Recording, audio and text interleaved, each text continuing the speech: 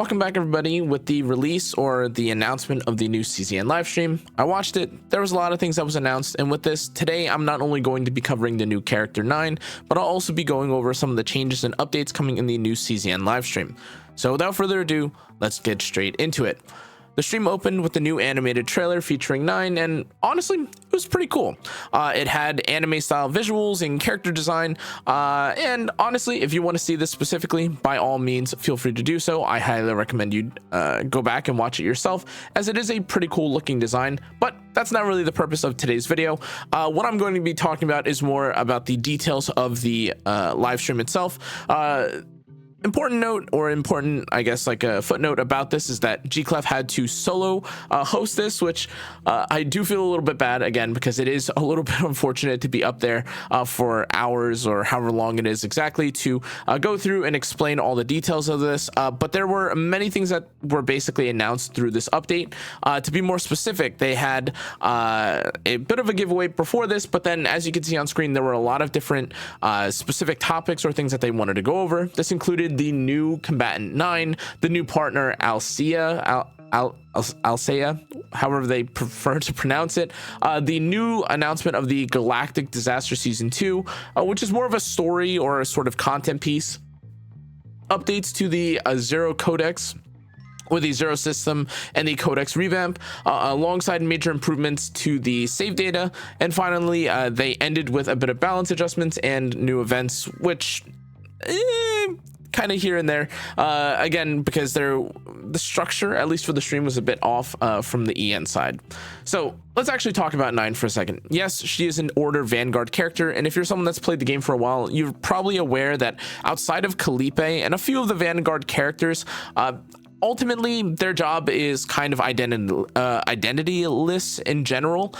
With this update and with what you will be talking about like in a little bit, you'll basically see that they've revamped the Vanguard class to primarily focus around a couple different choices.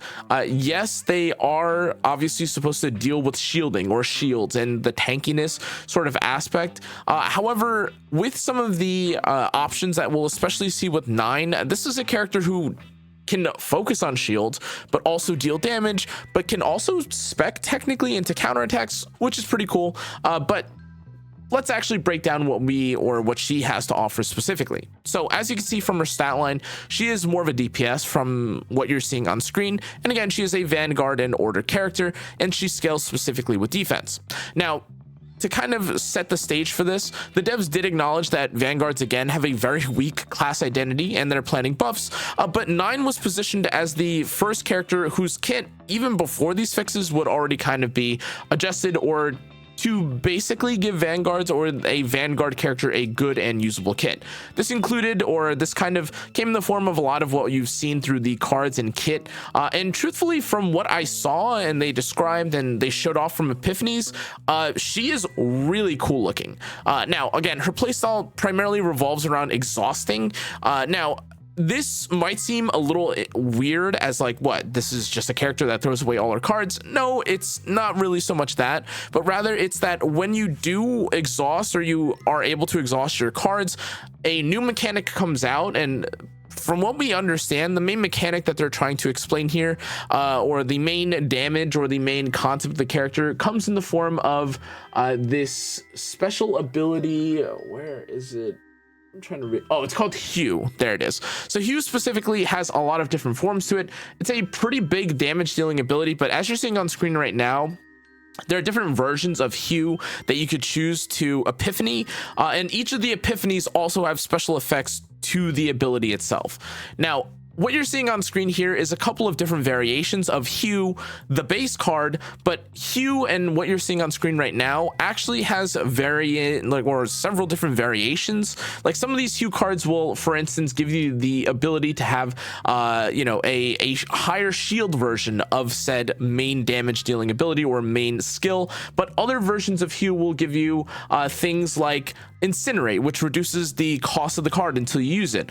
Some of the other versions of Hue also will give you like an insanely high like multiplier or a very high damage dealing multiplier. I believe that's in the form of the extreme Hue. But even with what we're seeing on screen too, we have the Massacre Hue, which is an AoE variation, and you can kind of see why this is a interesting, or at least a very, in my opinion, a favorable or a concept or approach that I actually really like for the design of the characters. Now again, if you've played other characters that have epiphanies, sometimes it's not as straightforward or easy to understand what the intention behind the design or what the intention behind the design character is, as again, sometimes you have a character who does a bunch of kind of ambiguous things, and it takes a lot of theory crafting to try to figure out what the design idea was. But with a character like Nine, everything's actually pretty straightforward. And again, even with her main ability Massacre, or rather with her main ability Hue, you do have the ability to just do more damage. You can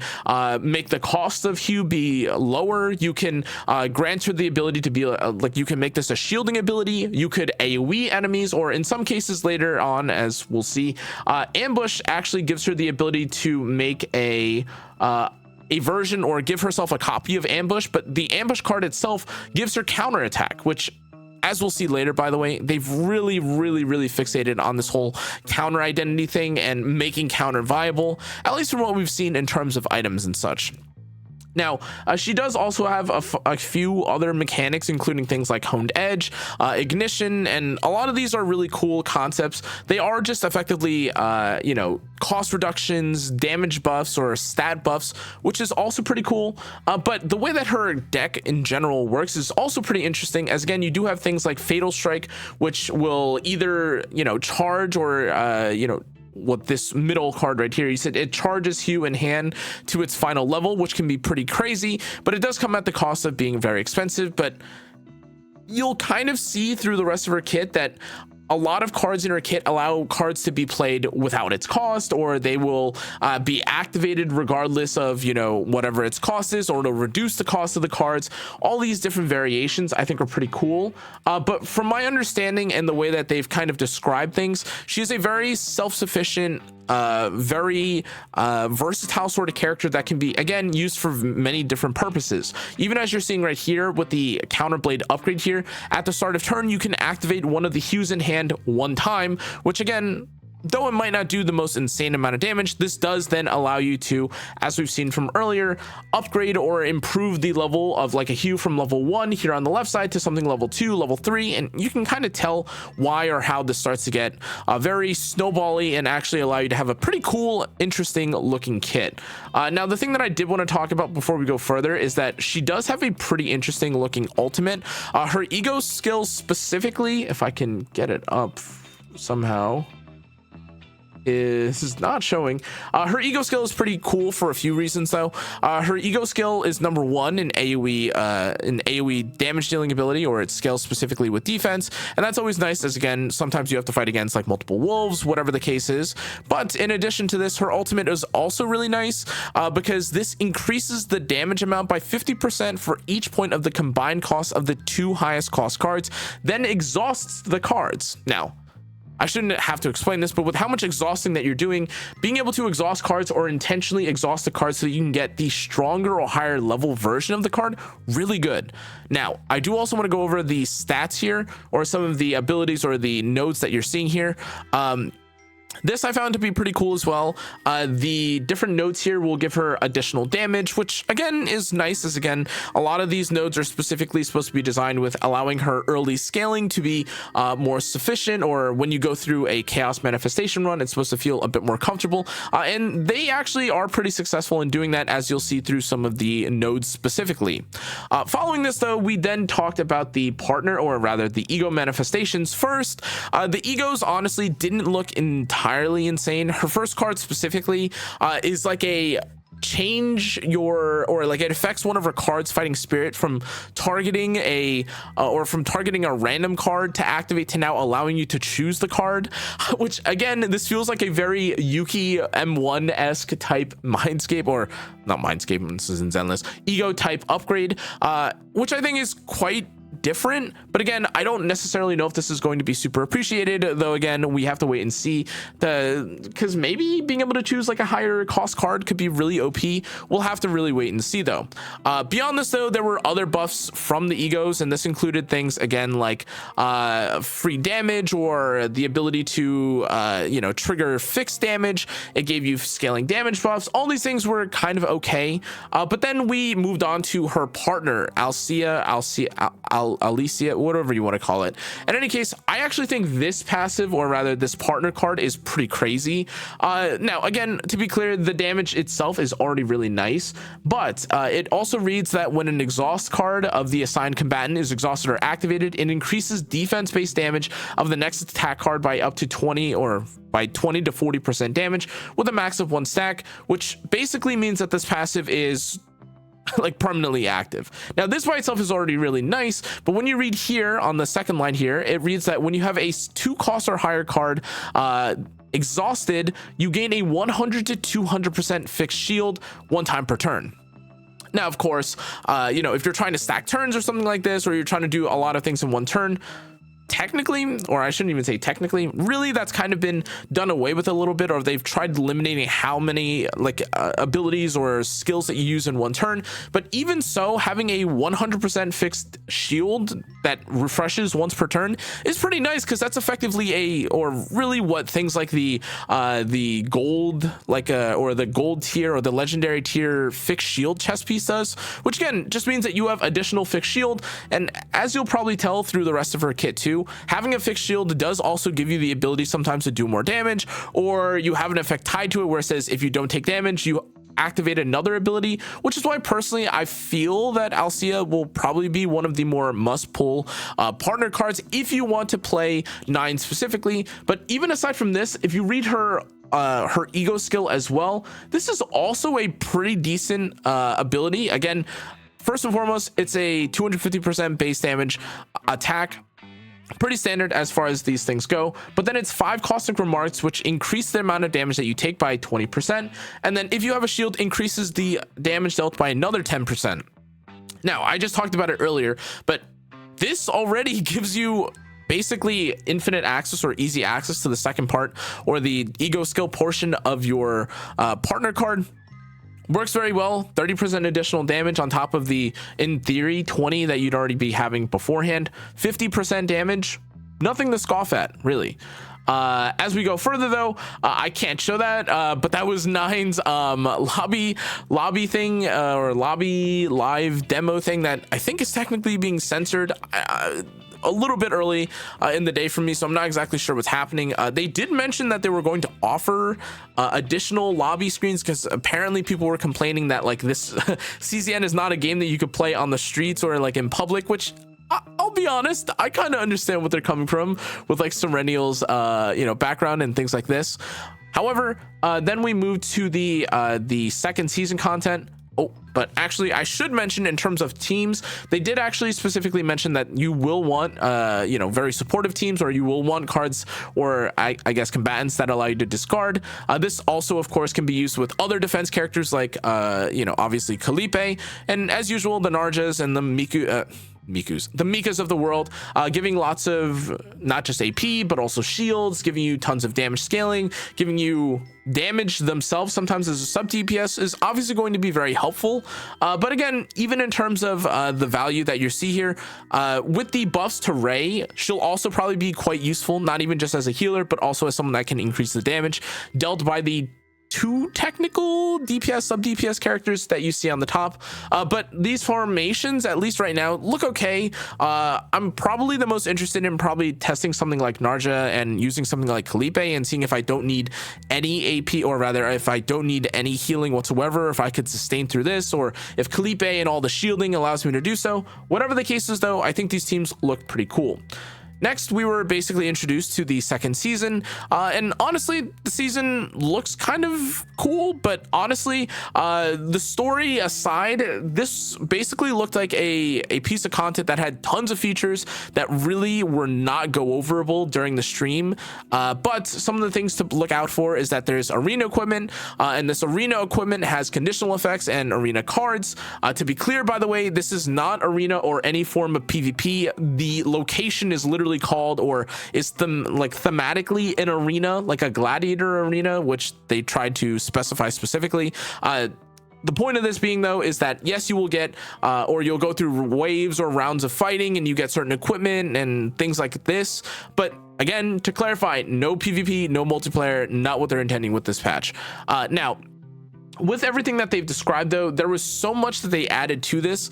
Now, while we'll get into a bit of an adjustment or an explanation for why things like the save data and upgrading and getting copying and things like this, your deck building, are changed and they're trying to be changed to be more interesting or buffed, the process of getting gear and improving gear is also being touched with this season, which is effectively the whole gimmick of the next update. Things like the God's Hammer, the refinement, they allow you to add passives or new stats or certain enhances to the equipment that will then allow you to have a more powerful weapon or have more powerful gear. And again, this is pretty cool, as again, there are so many different weapons or items or effects that you can take away from this, but the big key takeaways are that, number one, the refinement system allows you to roll new effects on gear. The God's Hammer is a final boss reward that further enhances the refined equipment. But to be clear for this as well, the enhancement from the God's Hammer is not based on the weapon that you have, it's based on the slot. So if you decide that at one point you go from having the Crimson Sword on screen to another or a mythic weapon, you will keep the enhancement and it will not be locked behind the Crimson weapon, so feel free to throw it away or change. That is not what the God's Hammer is going to improve, at least from what they've described. Next, they went over a few things, including, again, some more explanation of the God's Hammer, the Galactic Medal, and they also teased a couple of the items here. They were honestly pretty cool, but truthfully, there were so many things that they showcased. You'll have to really go through and see exactly what the new season has to offer. But I did want to specifically touch on this item or this specific equipment in particular, as again, it's very rare, number one, for a chest piece or a body piece item in general to give damage.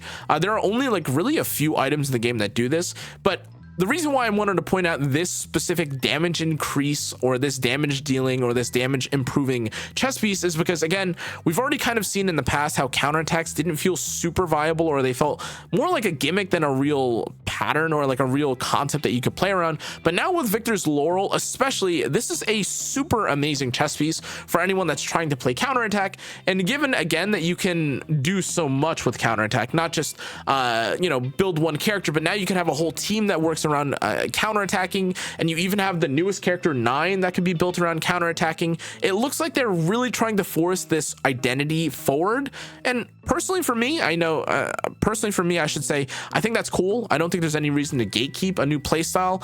It's not like there's any real harm to doing this. Counterattacking is just one of the different cards that you'd have to take, and again, for the most part, it's not like you're really changing anything that you're equipping. It's just, okay, well, go find a new set or have a new run and build for counterattacks, which I think is pretty cool. Now, on that note, again, there were so many different items that they introduced, which is cool. But then they teased a bit of the new seasonal, content. One of the first things they talked about was the Nebula, or this distortion adaptation. This looks pretty cool. As far as I understand, it's for this season right now, but I'm not sure if this will end up going forward into the next season. This, however, allows players to test underleveled characters via chaos scaled stats. And again, this isn't the only thing that they improved or changed. They also made improvements to the codex. The mythic codex tier is expanded now to tier 15. There's now a new divine intervention option, which allows you to experience or go through like this special variation of like a fight, or like go through the content in like a special sort of way. This is, if I'm understanding it, to be like a mythic sort of I think it's literally called a mythic codex.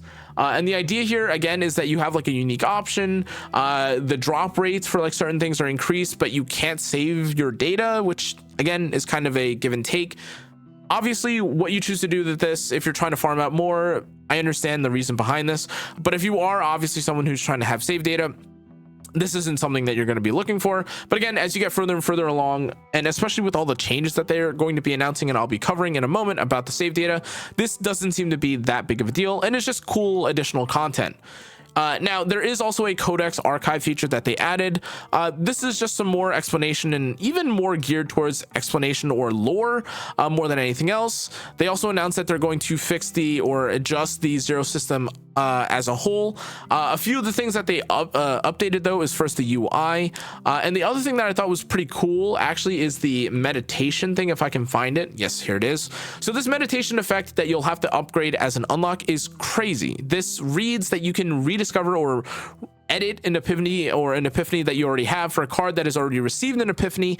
But to be clear, this is an effect that you will have to pay for using credits, which honestly, totally worth it, as a lot of times you end up with a lot of credits at the end that you don't end up using anyways.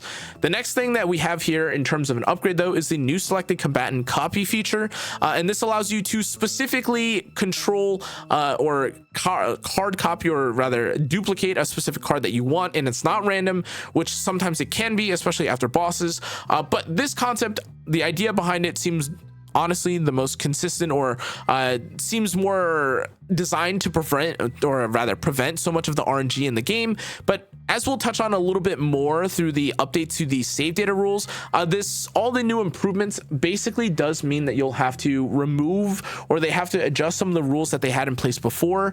And this makes sense, as again, you don't want things to be super unbalanced, but again, it does come at the expense of certain rules. So again, to touch on these specific outline, or the outline of the adjusted rules though, this has things like, again, you are no longer, or rather starting cards, epiphany cards, and common cards are not calculated as points. Neutral cards are calculated at a different point rate. Monster cards are now calculated with different tiers. For card duplication only, or rather up to 2 duplicated cards that will now count towards, will now no longer count towards calculation, but every duplicate after this will now count for 40. And when a duplicated card is transformed into another card of removal, this will now no longer be calculated as duplicate, which this to me felt the weirdest as upon like initially hearing this, as again, this to me reads that it would in theory be a nerf to the mutant, or the mutant sample that a lot of people are using to convert and then remove.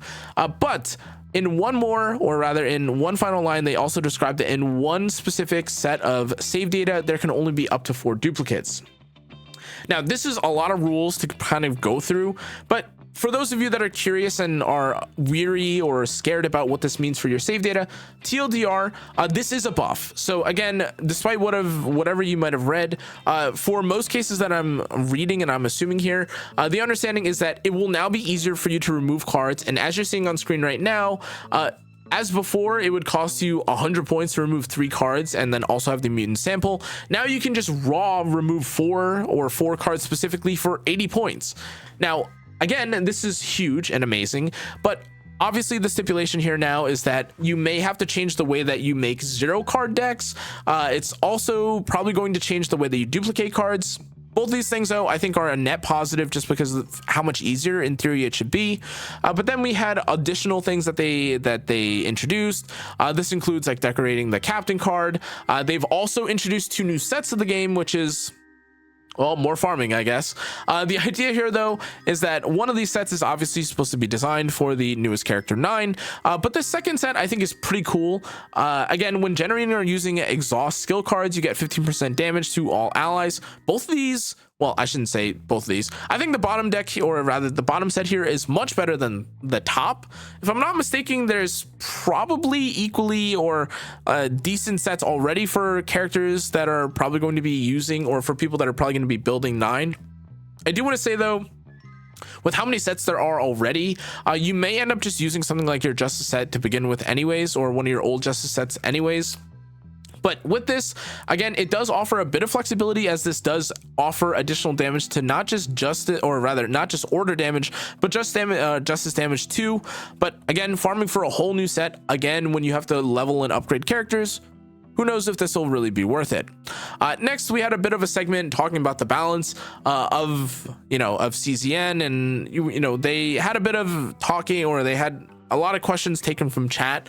This is actually where I wanted to kind of, well, I guess I'll just let the B-roll play and they'll talk, and I kind of just wanted to go over some of the balance patch stuff. I apologize, as again, a lot of the changes from the balance patch are quite lengthy, but to kind of go over things quite quickly, first and foremost, they're reworking Agony, and now before, Agony used to work where each Agony application was its own debuff, and at the end of the turn, each debuff dealt damage and had a -1 stack. But now, after the change, Agony from the same caster stacks into 1 debuff, and then at the end of the turn, it'll deal damage based on total stacks. Then the stacks are halved, which, again, this is a pretty net nerf to Tressa. Now, in terms of the Agony damage over time effect, this still deals fixed damage equal to 50% of the Agony, but now instead of subtracting 1 stack on trigger, it now halves the stack with a max of 20. Okay, this is obviously designed to to push down Tressa in general. It's unfortunate, but it is what it is. You can't just have Tressa one-shot everything in the game, and they want the game to be more healthy. Understandable. Next, they've also adjusted counterattack, and this has actually been buffed.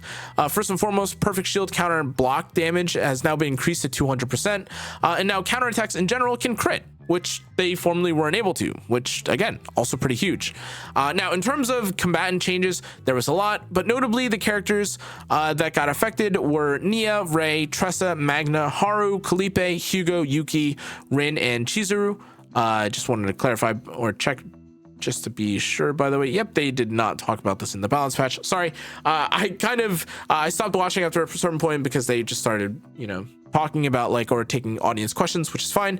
But to start, the first character that we can talk about specifically actually is Nia. Nia is now, actually what I will do here instead, I just realized it is probably easier if I, excuse me, give me 1 second. Where is this? Okay, I don't know why it's not opening. All right, well, oh, just kidding. Is it gonna load now? Okay, I believe this should load, and this is the balance patch, right? Right. It's not loading for some reason. I don't know if it's overloaded or not, but it's loading very slowly. I'm just going to keep going about, Well, interesting. I don't know why the stove page isn't loading. But okay, in any case, let's just go through it. So Nia now has her decibel heal 50% per decibel when shuffle triggers the ally extra attack. And on top of this, elasticity has been reworked to now scale healing per stack, but consumes all on activation, and the max stacks have been increased. Multiple cards have also got higher decibel costs, including things like G Chord line and Soul Rip line gaining more healing and elasticity / decibel value. But next we had Rei now being buffed so that she has a damage-based recovery effect to Dark Blade cards, and Snack Time and its epiphanies mostly got healing buffs and also been added also had variations added to their exhauster select versions. Tressa again has been changed, and with the Agony and kit changes, Shadow Dagger has also been increased damage wise, but its Agony has been nerfed. Advanced Shadow Dagger has been redesigned into a 0 cost retain exhaust Agony tool, but it has scaling damage based on the target's Agony. With this, several epiphanies have also been adjusted for cost, the exhaust rules and things like this nature. But now one of the vital attack epiphanies has now been changed to be cheaper and applies 2 to 6 Agony. Cursed Gouge has also been changed to activate Tressa's Agony already on the target instead of just applying or weakening. But now we've also got changes to Magna. She's now a very very much so strong defense-based DPS character, and this also is alongside damage buffs to Glacial Fist, or rather to Glacial Iron Fist line.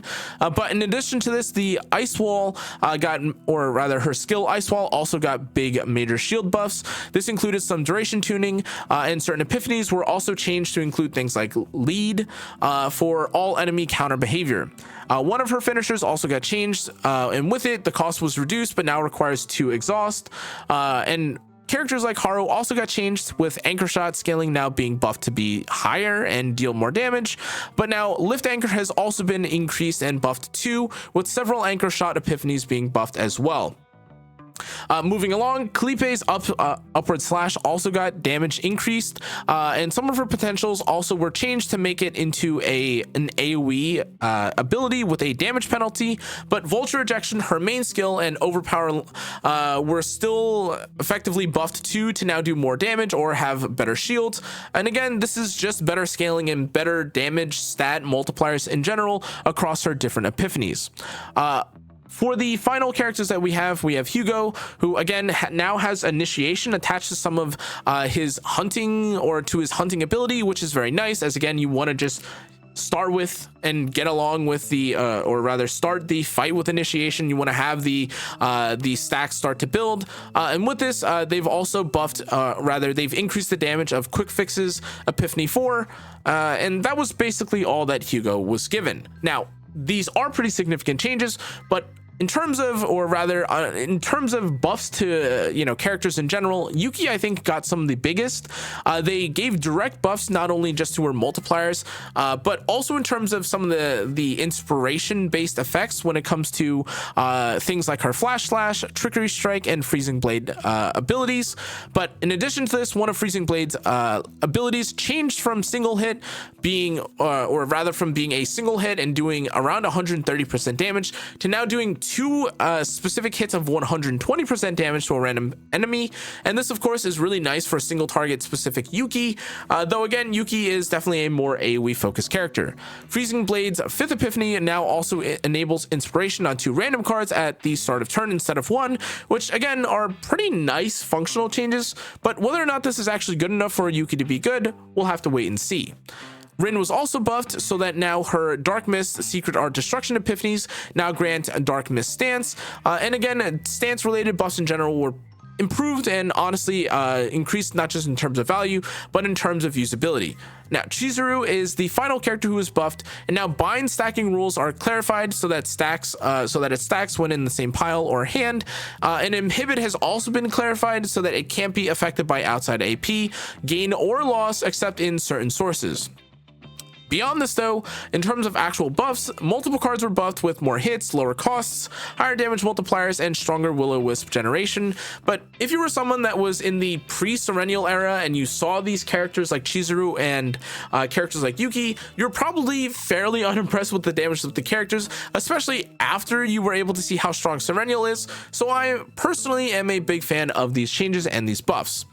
Finally though, there were definitely some big changes to Alcea, and now her base deck has been changed to have more Healings of Light. Her potentials were also adjusted to better fit a more defensive or support path, and it doesn't feel so awkward with specific attack requirements. But now her creation cards also have been given large buffs to damage, shielding, and heal effects alongside retain effects. But Will of Light has also had its cost reduced from 2 to 1 while keeping heal and retain triggers on it. Now, they've also gutted Cassius, which is unfortunate, but when I say gut, it's a bit of an exaggeration, as now some of the quest cards have been changed to give certain new effects like fixed healing, but the main selling point of 000 has been buffed to do more damage, but it now has been capped, and you can't use it 100 or 1,000 times in one turn. 111, however, has also now been buffed to give a draw 1 and has higher damage or healing, and now Street, or the Empowered Street, now also has a draw 1 effect too. Dice Trick and some epiphanies now will also apply a morale penalty, but in addition to this, certain epiphanies also have unique, and now some of the epiphanies also create empowered quests at the start of turn. Kieran has also been changed, and honestly, though his converted futility cards have become stronger, it's really hard to say whether or not these changes are good enough for him, as these feel more multiplier or damage oriented as opposed to functional changes for him. But as we move to Selena, though she didn't really seem like a character who really needs buff, especially with how good she is with a character like Serenial, they've doubled the damage of Sniper's Domain, increasing the mark damage bonus from 40 to 80%. Owen has somehow also received a buff, which is interesting, but truth be told, I think Owen and all the buffs that he's been given still need a bit more love to really be usable. Again, it's also really tough to compete as Owen, as he is a character who's competing with the likes of, again, characters like Luke, characters like Yuki, characters like I don't know why I'm brain farting. What is his name? Hugo. Apologies. I was about to call him Haru. But in any case, yeah, he has a lot of competition, and this doesn't feel necessarily like a Owen focused meta at the moment. But surprisingly as well, they've now also buffed Veronica, where weakness attacks now apply to, or weakness damage applies now to ballistas, and multiple ballistas end of turn damage values have been increased, and now bombardment prep now grants 2 reload from 1. Again, kind of crazy to buff Veronica. Not really sure if that character needs buff, but to be fair, a lot of support characters have been introduced, which is neither here nor there. I just think it's kind of interesting, and I'm still a bit salty as somehow in some unbelievable universe I still don't have Veronica. Anyways, Renoa has now been changed to also be able to apply weakness to her Dirge bullets, but now Dirge bullets have also increased their multiplier, and Finale has been upgraded to deal more damage too.